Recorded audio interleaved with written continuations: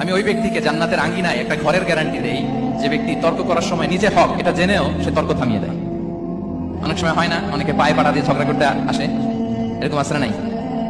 আপনি চুপচাপ দেখবেন একটা বাজে কমেন্টস করতেছে, আবার কমেন্টের নিচে কমেন্ট, আবার গালি, হ্যাঁ আছে না এরকম? বিষ্ণু বলেন নিজে হক এটা জানার পরেও আর যাতে তর্ক না বাড়ে, যে তর্ক থামিয়ে দেয় জান্নাতের আঙ্গিনায়, তাকে আমি একটা ঘরের গ্যারান্টি দেই।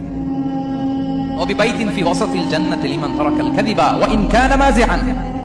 আর ওই ব্যক্তিকে আমি জান্নাতের মাঝখানে একটা ঘরের গ্যারান্টি দেই যে ব্যক্তি কৌতুক করার সময়ও মিথ্যা পরিহার করে।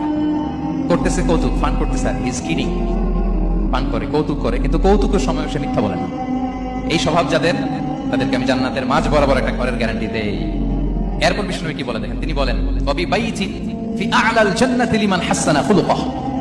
আর জান্নাতের একেবারে হাইস্ট পিক অফ প্যারাডাইস, জান্নাতের সর্বোচ্চ স্তরে আমি একটা ঘর বা একটা বাসভবনের গ্যারান্টি ওই ব্যক্তিকে দেই যে তার আচরণটা সুন্দর করেছে, যে সুন্দর আচরণের অধিকারী হয়েছে, তাকে জান্নাতের হাইস্ট পিকে আমি একটা বাসভবনের গ্যারান্টি দেই। তাহলে বলেন তো আমাদের আচরণটা সুন্দর করার দরকার আছে না নাই? এটা খুব ছোটখাটো একটা আমল, তাই না? কথা বলেন দক্ষিণ কোরিয়া প্রবাসী ভাইরা, আওয়াজ করে বলেন এটা কি ছোট আমল? দেখলে সালাম দিব, সুন্দরভাবে কথা বলবো, ভালো উইশ করব, হ্যাঁ, হিংসা জিঘাংসা অহংকার থেকে মুক্ত থাকবো, খিটখিটে মেজাজের হব না, অলওয়েজ স্মাইলিং ফেস থাকবে আমার, হৃদ্যতাপূর্ণ আচরণ। এই কাজটা কি ছোট আমল? আওয়াজ করে বলেন এই আমলটা কি ছোট না বড়? প্রিয় ভাইরা, বিষ্ণু ইসলাম সবার সাথে এরকম মাধুর্যতাপূর্ণ আচরণ করতেন, ছোট থেকে বড়, নারী থেকে পুরুষ, বন্ধু থেকে শত্রু, সবার সাথে সুন্দর আচরণ করতেন।